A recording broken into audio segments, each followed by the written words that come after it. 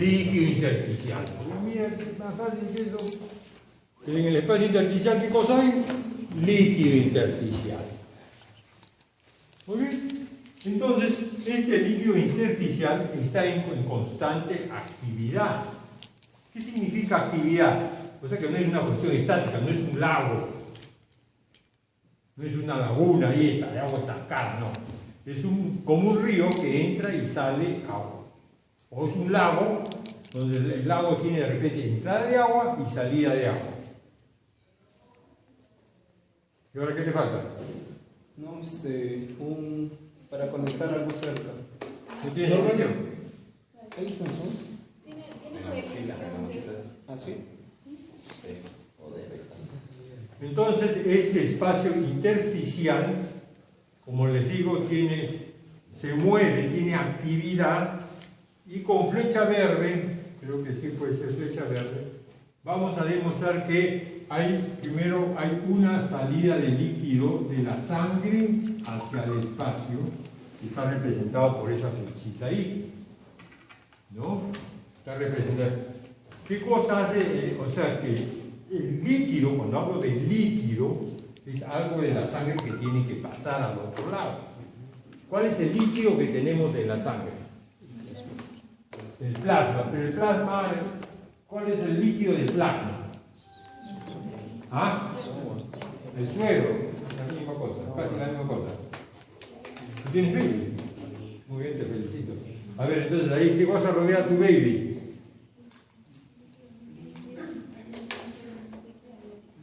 ¿Ah? Bueno, en tu caso no, pero ya es por fastidiarte. ¿Cuál es qué cosa es Agua. el plasma? Agua, eso es agua. El plasma, ¿qué cosa es? Decíamos el año pasado, es agua y solutos. Aquí lo que se va a mover fundamentalmente es agua, este va a salir agua. ¿De qué depende esta salida de agua? Lo vamos a escribir con plumón negro y lo voy a poner así, H, los dos así con mayúscula, ¿ya? No esto que está aquí, así no, porque este pH, ustedes saben que es este pH, ¿no es cierto? Sí. ¿Saben qué es este pH? Hidrogeniones, ¿no? El pH de la sangre, el pH de un líquido, el power hidrógeno, ¿no? Poder del hidrógeno, en inglés, ¿no?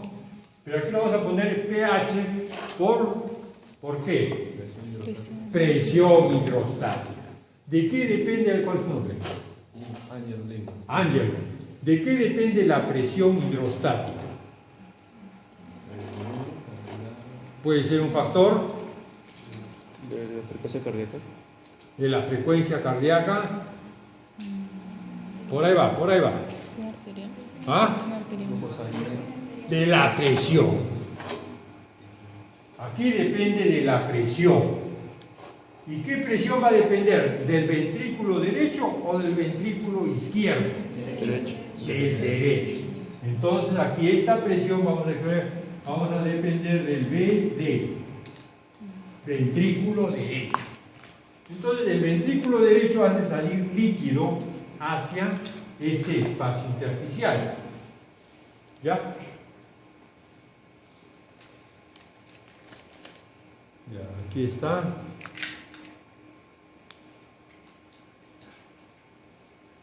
Hace salir líquido al espacio intersticial.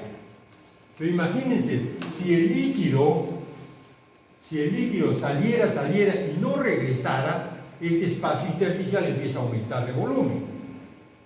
¿Cómo se llama el estado patológico cuando el espacio intersticial aumenta de volumen? Edema. En línea general es edema, porque tejido intersticial tenemos en todos sitios. Cuando este volumen, esta cantidad de líquidos que hay en el... A ver, espérate. Fisiología, ponlo por orden de fecha. Ahí. En I1.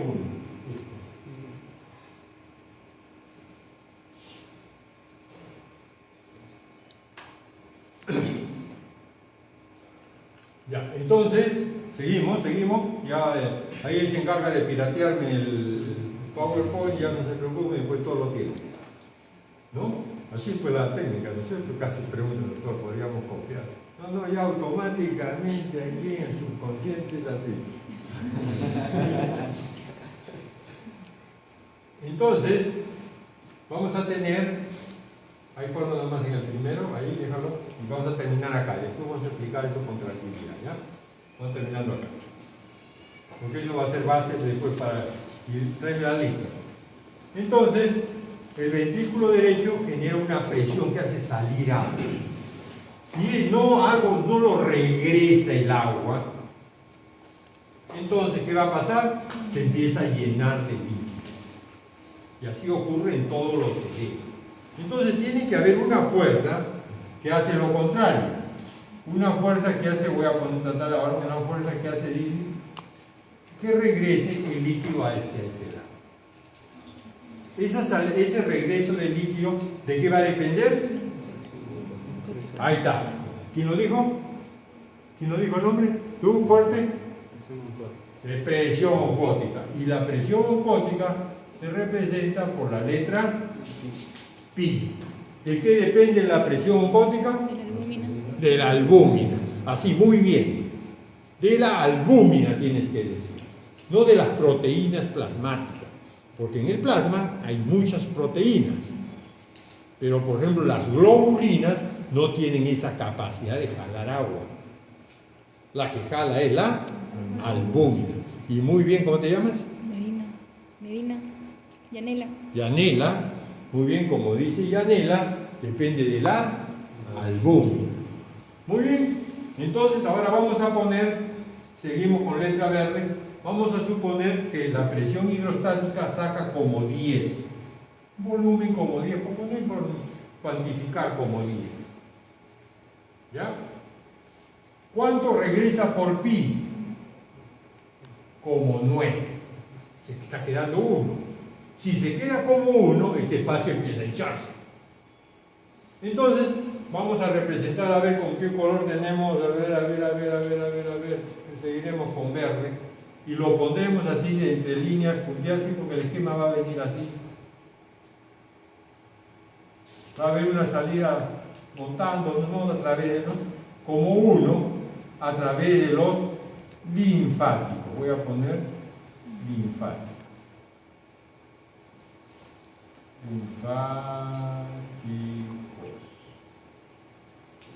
¿Está claro? Entonces hay una salida, como 10, 9 regresa por la acción de pi, de la albúmina, de la presión oncótica, pero se queda ese 1. Ese 1 normalmente drena por los linfáticos. Entonces, para que haya un equilibrio en este espacio intersticial, pues es como el balance que tienes tú de tu plata. ¿No es cierto? Para tú tener un equilibrio en la plata que tienes, pues, lo que te ingresa, lo que te dan, tiene que ser igual a lo que ingresa. Si no hay un desbalance. Aquí también normalmente hay un balance. Entonces, estos factores hacen que en el pulmón no haya edema. Cuando se altera alguno de estos factores, presión hidrostática, pi, linfática, o por alguna razón esta membrana aumenta la permeabilidad, inclusive puede haber pasaje de agua, de líquido de aquí a acá. Se complicó. Entonces imagínense ustedes, si la característica de la respiración, todos los caminos que hemos estudiado el año pasado para la respiración, conllevan a que en este ambiente, ¿qué cosa haya? Aire. Y al otro lado, ¿qué cosa tiene que haber? Sangre. Y tiene que haber una membrana adecuada. ¿Para que ocurra qué cosa? Hematosis o intercambio gaseoso. Y para eso tiene que haber un balance. El año pasado nosotros decíamos, ¿cuánto tiene que haber de aire para cuánto de sangre? ¿La lista? Ya pasa nomás ya, porque ya no, dame la lista. Mira que ya las 8, 8 y 5. Bueno, estamos en el Perú, ¿no es cierto? Sí, pues todavía te falta 25 minutos para llegar todavía, pues el horario peruano.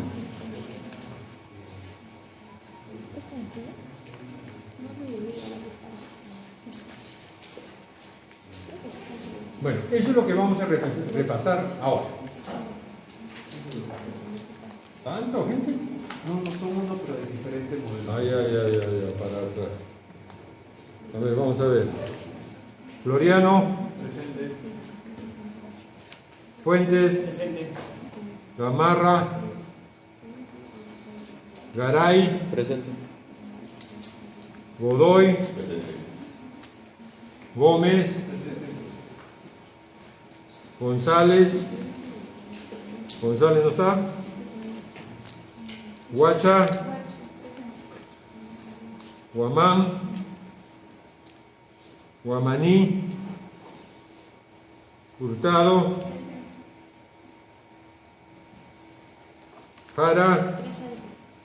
Ah, ya me acordé de Anita Jara, después de la ministra.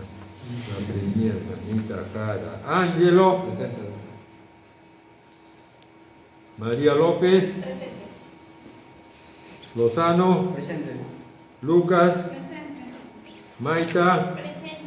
Martínez. Presente. Matamoros. Presente. Medina. Presente. Melgarejo. Presente. Montalbán. Presente. Y Nalbarte. Nalbarte.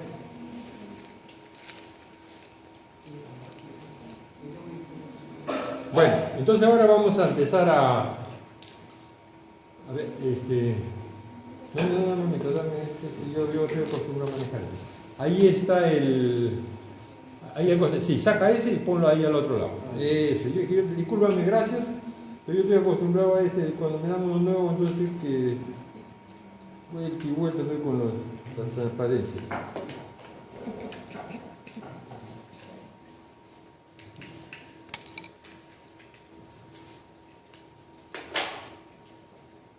Muy bien, entonces ahora en fisiopatología nosotros vamos a repasar algunos aspectos de este proceso. Cuando el año pasado estudiamos al sujeto sano, o sea, creo que aparentemente todos nosotros, estudiamos todas varias condiciones, ¿no? Y acuérdense que ¿cuál es el objetivo final de todo? Primero, a ver qué cosas entendemos por sistema respiratorio. A ver, Anita, ¿qué cosas entendemos el año pasado y qué cosas entendíamos por sistema respiratorio? ¿Se diferencia del aparato respiratorio? ¿O la misma cosa? No es lo mismo. El sistema es un conjunto en general es un conjunto de órganos trabajando de manera conjunta, pero en este caso, la función principal sería el intercambio gaseoso. El aparato es algo más específico. ¿Qué es más específico? ¿A qué nos referimos con aparato respiratorio? Los pulmones. Claro, cuando nos referimos al aparato respiratorio, generalmente nos referimos que tenga pulmón, tráquea, eso, ¿no? Pero eso no es suficiente, porque ¿cuál es el objetivo fundamental de la respiración? ¿Cómo te llamas? Richard. Sería el intercambio gaseoso. ¿Tú? Oxigenar la sangre. ¿Tú? Oxigenar la sangre. Y eliminar. Gerson. La señorita. ¿Sí? Oxigenar la sangre. El caballero. ¿Alguien que piense diferente? Ese es. El objetivo es que tiene que la célula ser oxigenada. Como vamos a ver, el objetivo fundamental es que las células del organismo tienen que ser adecuadamente oxigenadas. Y eso significa llevarle la cantidad de oxígeno que necesita y recogerle el producto metabólico denominado CO2. Ese es el objetivo fundamental. Como el de ustedes. ¿Cuál es tu objetivo? ¿Ser médico o tener un título? O tener un título. Porque si es un título en la zángara, te hacen uno como te gusta, con todo ahí, con especialidad, con todo. Bueno, puede ser un médico y de repente un buen médico. Mejor un buen médico, no de repente. Un médico y un buen médico sería tu objetivo. Entonces tienes que estar pasando por todas estas clases, estudiando, matándote, etc.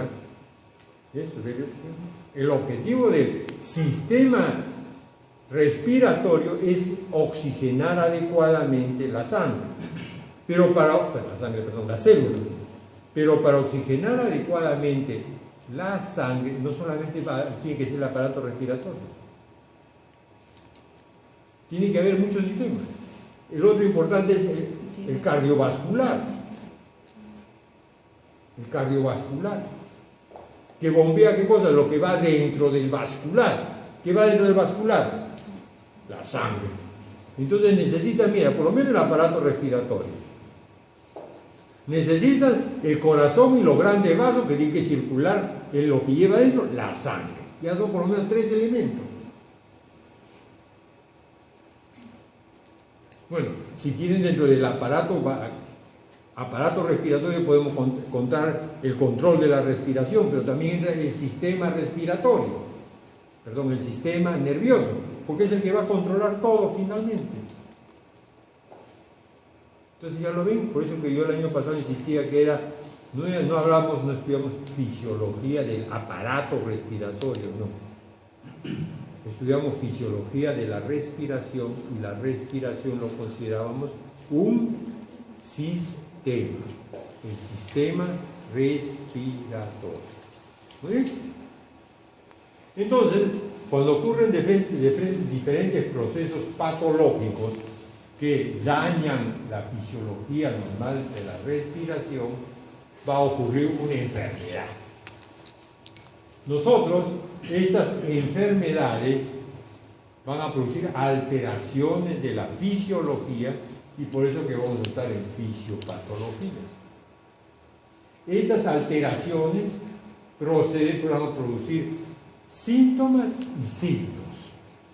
Eso lo vamos a estudiar el otro semestre. Síntomas y signos. Y el otro semestre van ustedes a aprender a agrupar estos síntomas y signos. ¿En qué cosa? En síndromes. ¿Por qué? Porque va a ser base para el diagnóstico etiológico. Una cosa es el diagnóstico sindrómico, otra cosa es el diagnóstico etiológico, porque en base al diagnóstico etiológico ustedes van a dar el tratamiento. Y a lo que el paciente le interesa, ¿qué cosa es? ¿Tu diagnóstico sindrómico le importa? No. ¿Tu diagnóstico etiológico le importa? Más o menos. ¿Qué cosa es lo que le importa? El tratamiento. Eso es lo que le interesa. Entonces, esto que tú pones en tu recetario, que arriba pones tu nombre, todo, médico, cirujano, cardiólogo, super especialista en esto, Harvard y todo eso, y pones abajo RP y pones el nombre del paciente y empiezas a indicar. Eso es el fruto de tu trabajo. Eso es lo que manda.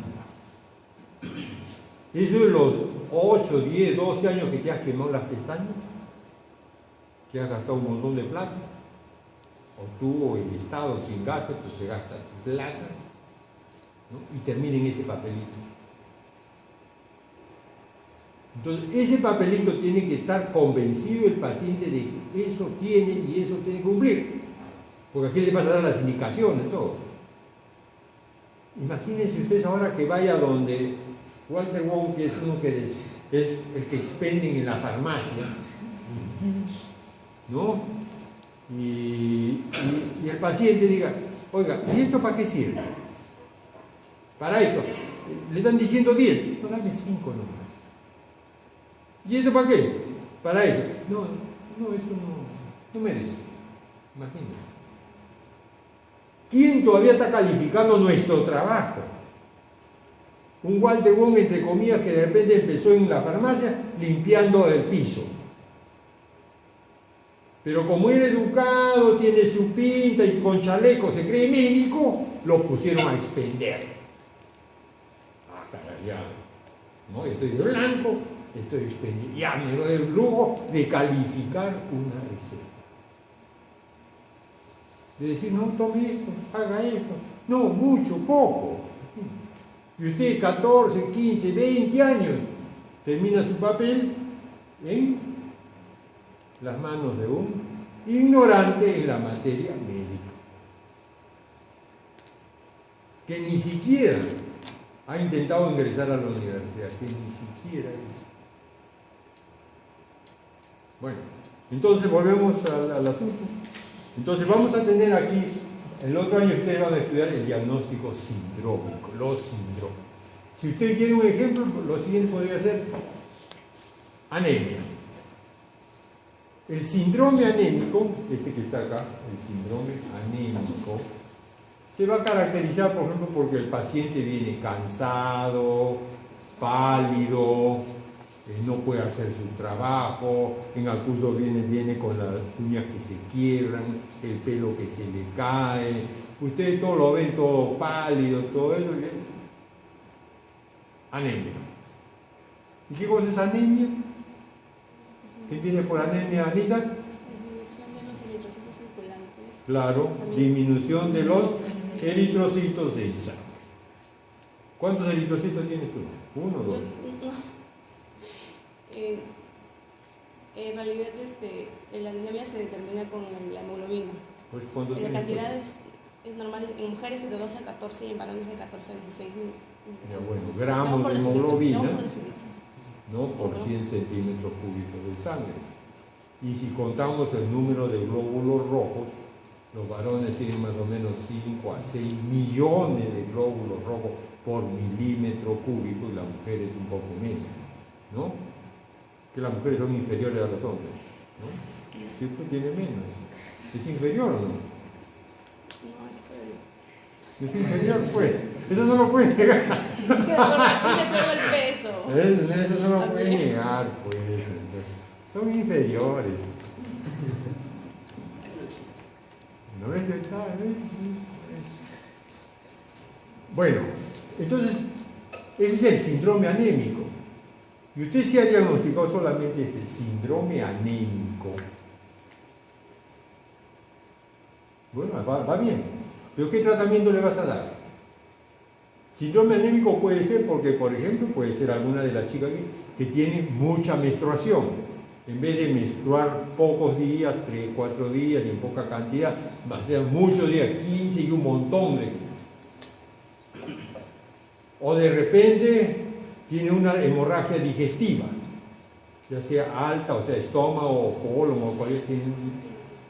O de repente ha sangrado por algún sitio. Entonces esa pérdida de glóbulos rojos, o también puede ser porque su médula ósea no fabrica glóbulos rojos.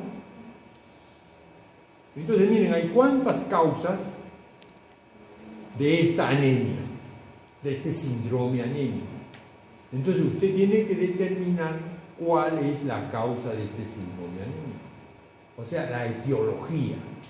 Es lo que yo le digo, diagnóstico etiológico, y usted tiene que combatir el diagnóstico etiológico. Porque si es un paciente, por una de las chicas, que tiene metrorragia, tiene que combatir por la metrorragia. La mandarás al ginecólogo para que haga un estudio de su ciclo menstrual, o por qué pues está sangrando tanto.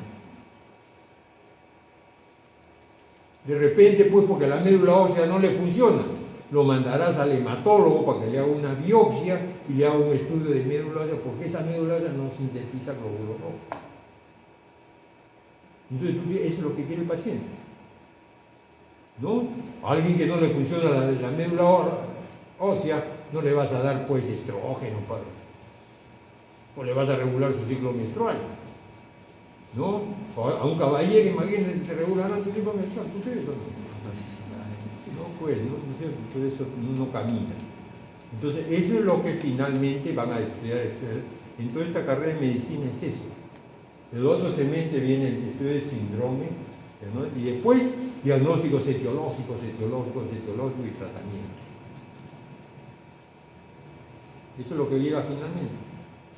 Bueno, en cuanto a fisiología, fisiopatología de la respiración, entonces, estos procesos patológicos, por ejemplo, virus, bacterias, etcétera, todo pues, lo que después produce, va a alterar la fisiopatología en tres formas: obstructivo, restrictivo, vascular. Por eso se pone el proceso o alteración fisiopatológica.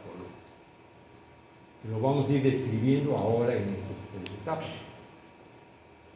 Y si esto se agrava, vamos a llegar a un estadio que vamos a denominar insuficiencia respiratoria. Vamos a llegar a una estadio de insuficiencia. Y eso lo vamos a describir después cuando estamos en insuficiencia. Acuérdense que todo esto obstructivo y restrictivo generalmente conlleva lo siguiente. Escúchenme bien, va a conllevar a lo siguiente: a que esa relación que yo dije hace un momento de cantidad de aire en este alveolo y cantidad de sangre al otro lado se altere.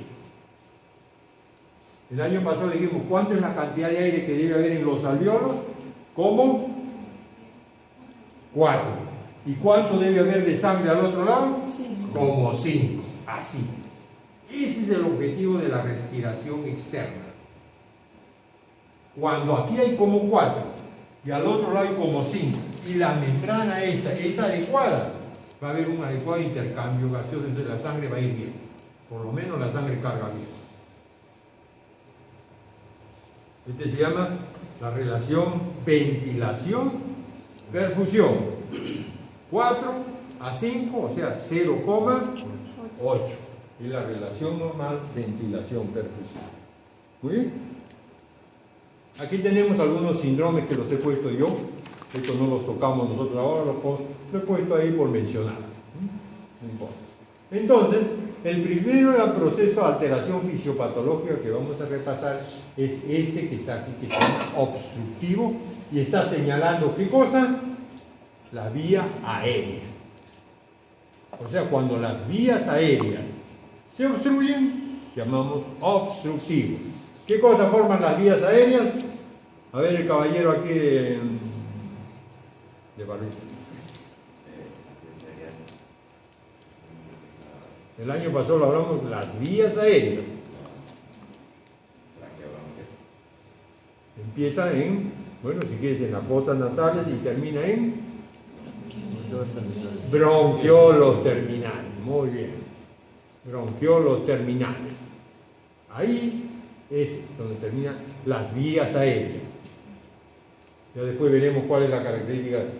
El otro problema que vamos a ver es cuando no solamente el problema ahora es en la zona del aire, sino también en la zona de sangre.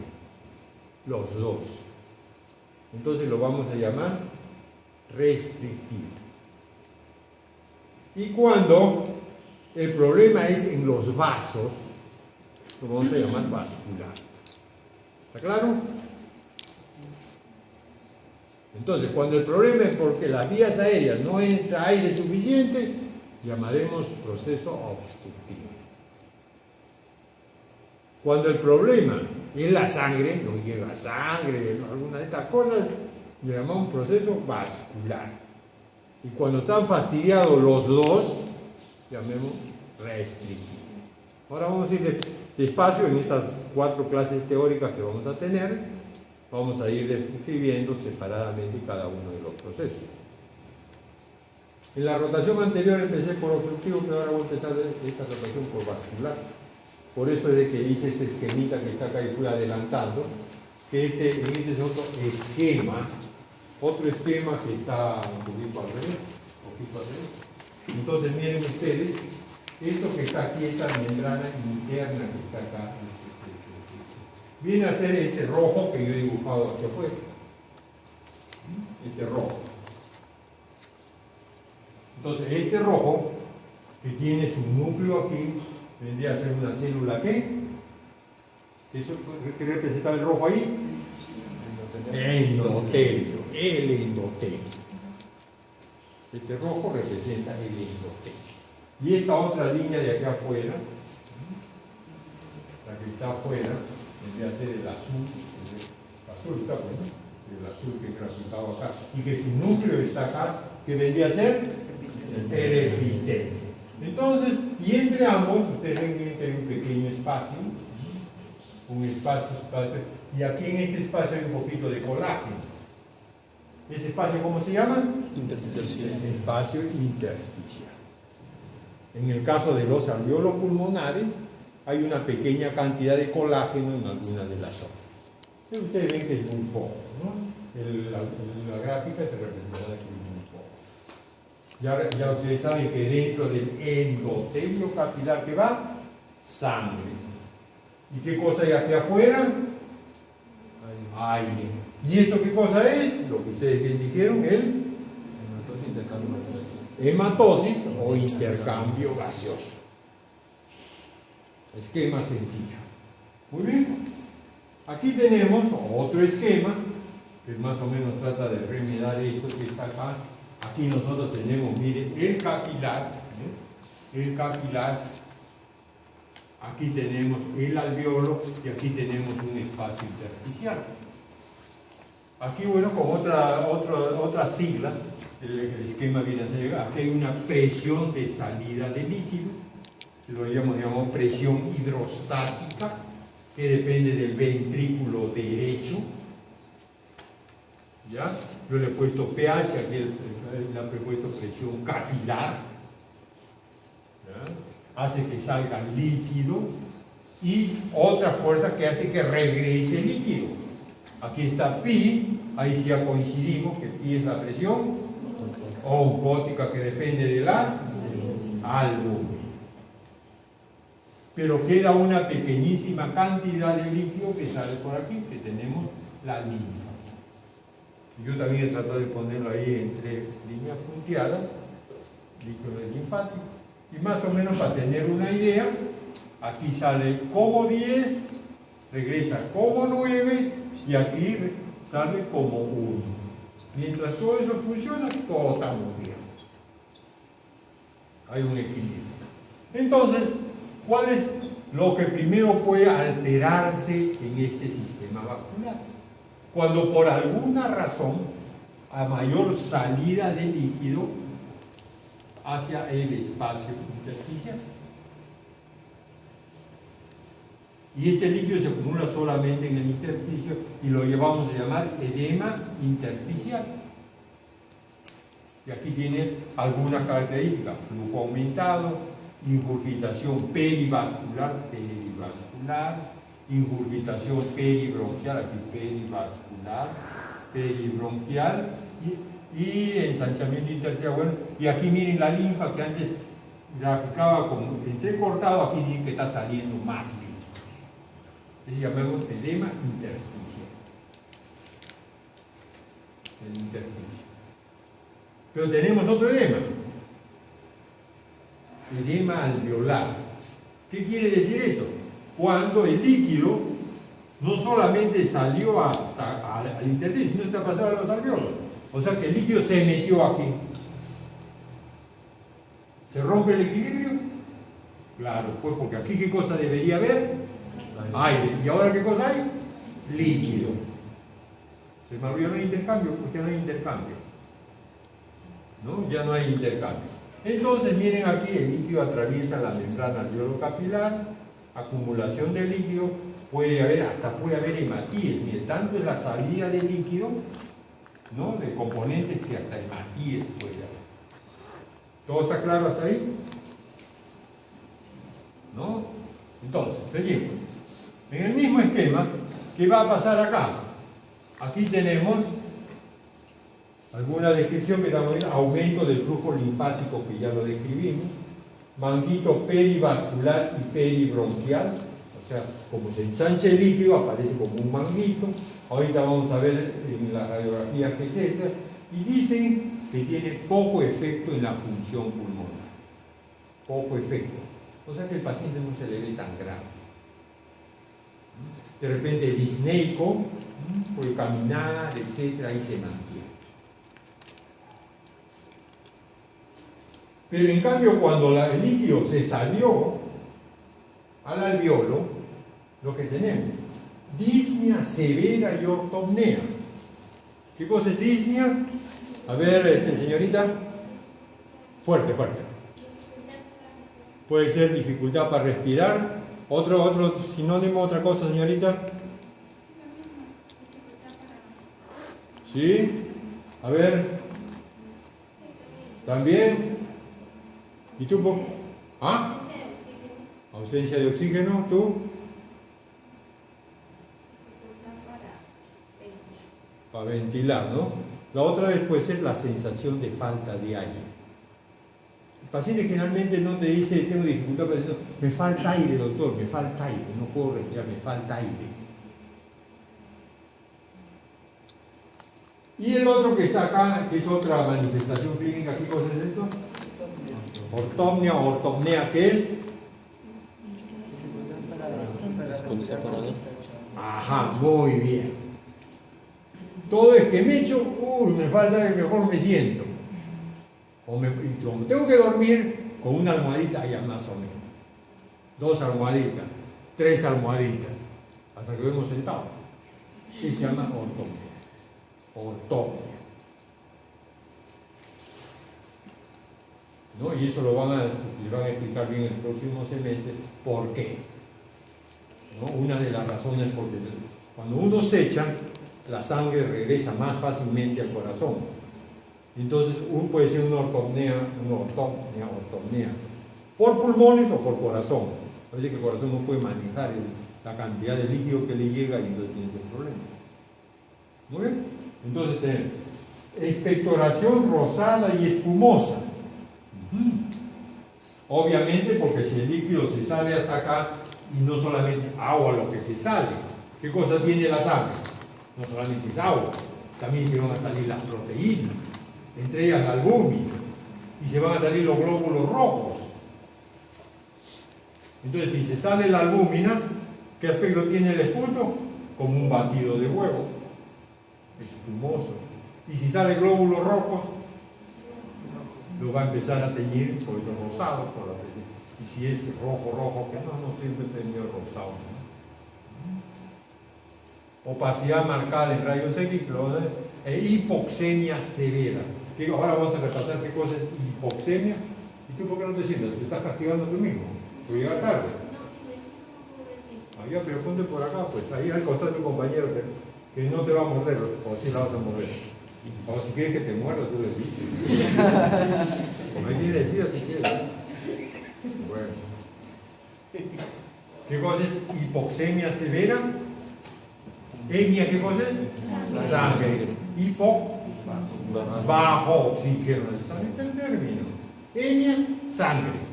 Hipo, bajo. Hipo o emia, bajo oxígeno en sangre. Hipoxemia. Ahí está, severa. Severa.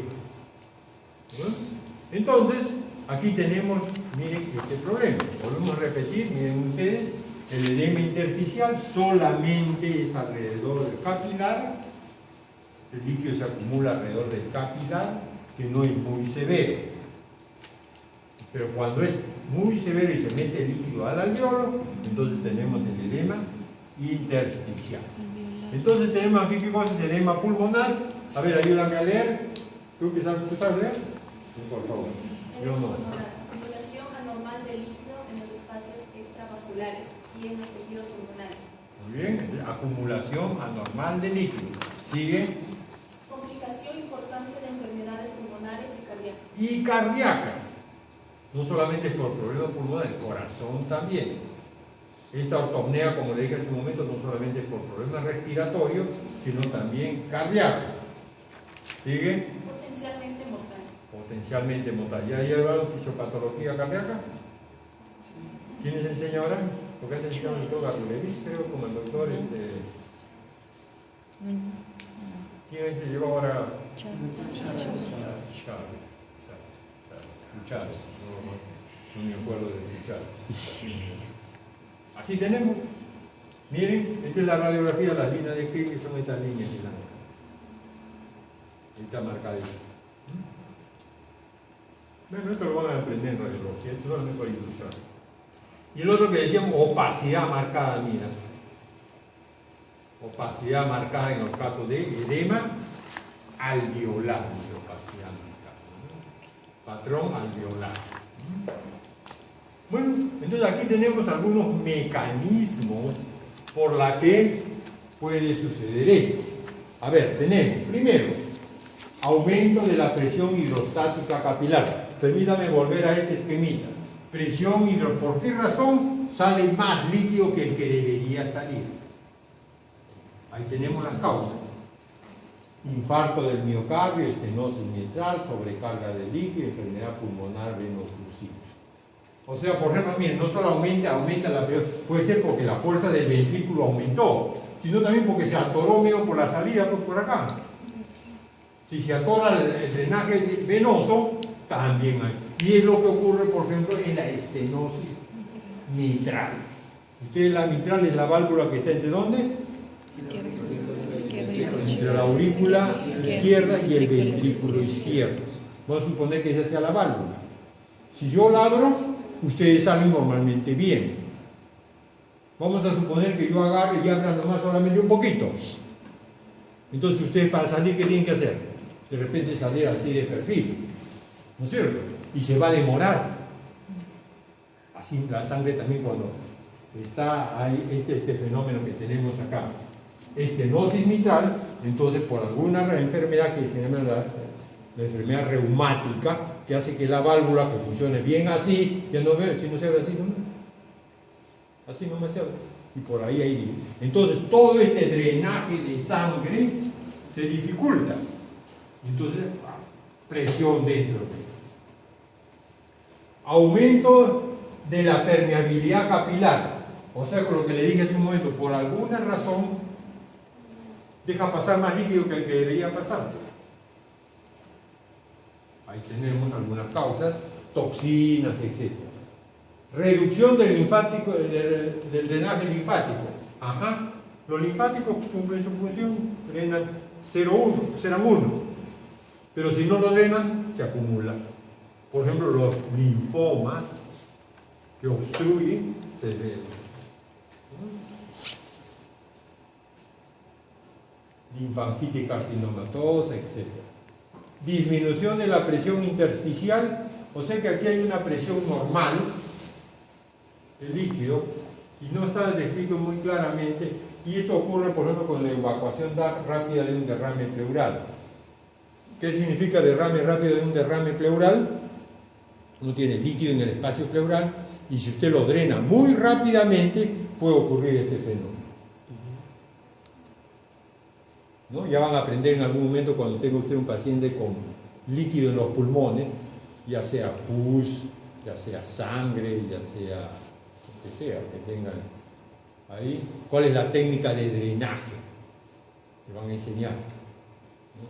Pero si usted lo drena muy rápido puede ocurrir eso, ¿no? Generalmente se drena en 24 horas, la técnica ya les van a entender. Disminución de la presión coloidosmótica, o sea, las hipoalbuminemias. Cuando este pi disminuye. Cuando este pi disminuye, entonces tenemos este problema. Y por último, algunas de causas que no se saben, como por ejemplo esto de edema de grandes alturas. Bueno, eso ya son, cuando lleven neumología ya aprenderán esas cosas. Pero en línea, a grosso modo, en fisiopatología lo que nos interesa es esto que está acá, las causas. Aquí tenemos, ¿ven? Estenosis mitral. Normalmente cómo debe abrir la válvula mitral, y debido a la enfermedad reumática, miren cómo está, ya no puede abrir. Aquí tenemos la enfermedad vascular, miren, este es el capilar, y miren cómo el líquido se ha acumulado alrededor del capilar. Este es otro corte histológico, miren donde debería haber todo lleno así como panales de abejas. Pero no, sin embargo, todo está lleno de líquido. Todo lleno de líquido. ¿Y qué cosa es lo que pasa en las enfermedades vasculares? La relación entre el porcentaje de la capacidad pulmonar total versus la presión es esta de rojo. Y por ejemplo en la vara, en el enfermero, se desplaza la curva hacia abajo y a la derecha, como está escrito aquí. ¿Sí? Desplazamiento de la curva presión-volumen abajo y a la derecha. Enfermedad valvular reumática. También ocurre distensión pulmonar disminuida. Como está lleno de agua, ya no se distiende bien. Aumento de la resistencia en las vías aéreas.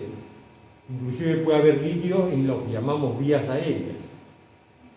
Líquido en las vías aéreas. Y puede haber broncoconstricción por irradiación o magnetopelibroquial. Vamos a recuerden el punto 3 y el punto 4, qué ocurre cuando hablamos de procesos obstructivos. Bueno, ¿qué cosa conlleva todo esto? Alteración del intercambio gaseoso. Alteración del intercambio gaseoso. Dijimos que el edema intersticial casi pasa desapercibido, no es muy severo. En el edema alveolar la hipoxemia es severa, ¿no? Por alteración de la relación ventilación-perfusión. Por ejemplo, en el infarto agudo del miocardio hay una hipoperfusión pulmonar. El PCO2 se puede mantener normal o bajo dependiendo del grado de ventilación, ¿no? Sería bueno que para la próxima recordemos qué cosa era ventilación. Ahora también lo vamos a repasar, pero qué cosa es ventilación, de acuerdo al grado de ventilación. Miren el espacio y cómo es cuando hay edema. Miren la dificultad que tiene que haber. Ahí está, edema pulmonar de gran altitud. ¿Qué otra causa puede producir alteración de que no venga sangre por ahí? Ajá, de repente en este mismo esquema nos puede servir un émbolo. ¿Qué cosa es un émbolo? Algo que va a obstruir el vaso. Si yo, por ejemplo, me agarro y me pongo una inyección de aire, o le pongo una inyección de aire a cualquiera de ustedes en la vena, ese aire produce, es un émbolo, y va a tapar un capilar, o una arteriola, o una arteria, lo va a tapar dependiendo del tamaño de la pelota. Dirá, pero usted es aire. Sí, pues, aire. Y el aire tapa. Claro, después se reabsorbe, pero el aire tapa. Entonces, ¿qué cosa es embolia pulmonar? Aquí tenemos alguna, a menudo prevenible, potencialmente fatal. Los pequeños émbolos son inadvertidos. Trombos de venas profundas de miembros inferiores. Ahí vamos a ver qué cosa es. Cuando ustedes tienen a un paciente que sufre de varices de miembro inferior, ¿saben qué es varices de miembro inferior? ¿No? Ustedes han visto a algunas personas, bueno, los hombres como usamos pantalón o cuando estamos en shorts y tenemos varices, van a ver que las venas, por ejemplo, como las tengo yo, pues más o menos como una salchicha, ¿no es cierto? En las damas, cuando están con falda, también usted ve que tiene como una salchicha, porque ya van a estudiar la fisiopatología de las varices de miembros inferiores. Por ejemplo, una de las causas de esto es el embarazo, ¿no? Sí, pues, ya se te hinchan las piernas, ¿no es cierto? ¿No? Pero ¿cuál es la causa? Ya que tenemos un caso acá. Lo que pasa es que el útero presiona un poco las venas que vienen por acá, que suben y se juntan acá para la cava inferior. El útero las aplasta un poco, entonces la sangre no puede fluir muy bien. Entonces las venas, las piernas empiezan a hincharse. Igualito que acá, si tú fastidias el retorno de esto de acá, esto se congestiona. ¿No es cierto? Igualito sucede. Ahora bueno, todavía está muy chiquito de repente. ¿Cuánto tiempo tiene? 6 meses. Entre 28, entre 7 meses, ¿no? De repente cuando ya está más grande, de repente, bueno, en todos los casos, ¿no? ¿Ves una de las razones? En el caso mío no es por embarazo, obviamente. En el caso mío es porque, bueno, yo lo tengo de familia, mi papá también tenía el problema de las válvulas venosas. Las válvulas se rinden y entonces ya no puede subir la sangre adecuadamente. Bueno, pues, en mi caso, por ejemplo, si yo o cualquier otro paciente que tiene que estar postrado en cama mucho tiempo, Entonces la sangre no circula adecuadamente por estas venas varicosas y tiende a formar coágulos. Y cuando este coágulo se desprende, obviamente de la vena va a subir, cava inferior, aurícula derecha, ventrículo derecho, pulmón y plata, esta pumpa de pulmón. Entonces, una de las cuestiones que tenemos que hacer nosotros es que vendar las piernas a los pacientes, para que la sangre circule por adentro y entonces no ocurre esto, ¿no? Entonces, ¿a qué contribuye esto? Bueno, esta es venosa como la varice. Cuando hay hipercoagulabilidad de la sangre, como por ejemplo en la policitemia vera, en la drepanocitosis, o cuando hay inflamación de las venas, como en el caso de las flebititis. Eso sería la segunda razón, número 2. La primera es la alteración, ¿cuál es? El edema pulmonar. 2, embolia pulmonar. Y aquí tenemos algunas características de la embolia pulmonar. Vasoconstricción activa inicialmente, en los animales se debe a esto. En humanos no se sabe cuál es la causa. Si es grande la obstrucción, ocurre todas estas cosas. Si es grande la obstrucción, hipertensión diastólica final, arritmia cardíaca, insuficiencia circulativa. Puede haber edema pulmonar e hipertensión seria a medida que se resuelve el émbolo, ¿no? El émbolo, si es un émbolo de coágulos, se sabe que existe un sistema entre nosotros que elimina los coágulos, ¿no? Cuando uno tiene un moretón acá, te golpean, ¿qué aparece? Un moretón. ¿Qué es un moretón? El golpe se ha producido rotura de capilares, ha habido extravasación de sangre, ¿no? Y entonces esa sangre se ha coagulado fuera. Y entonces, ¿qué pasa? ¿Acaso nos quedamos con el moretón toda la vida? No. Se va reabsorbiendo el sistema fibrinolítico, la cuarta etapa de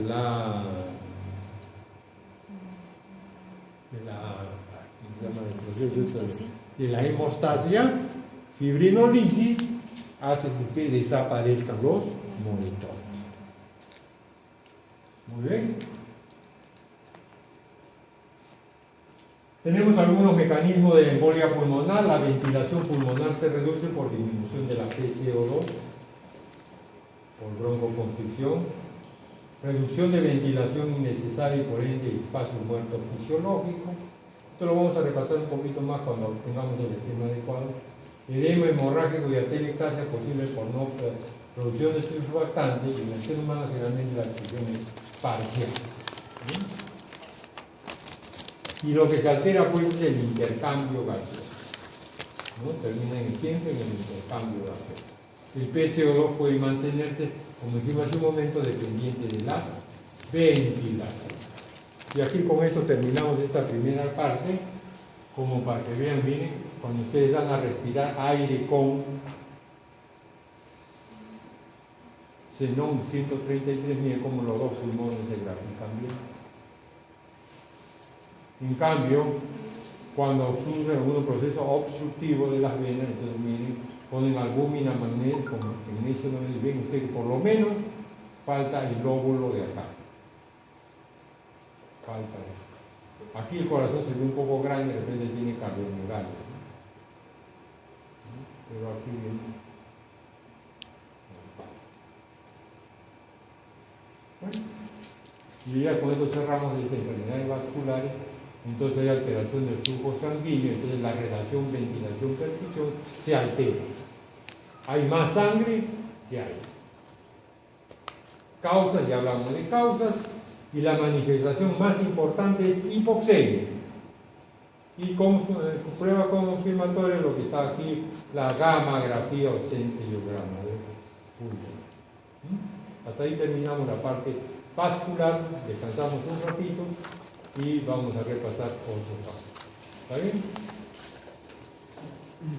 Y creo que tenemos que mudarnos porque creo que el aula lo va a ocupar a las 9, me ha dicho la señora María. Así que ya búscate un aula, cualquier aula, como tenemos proyector y tenemos todo, me interesa, ¿verdad?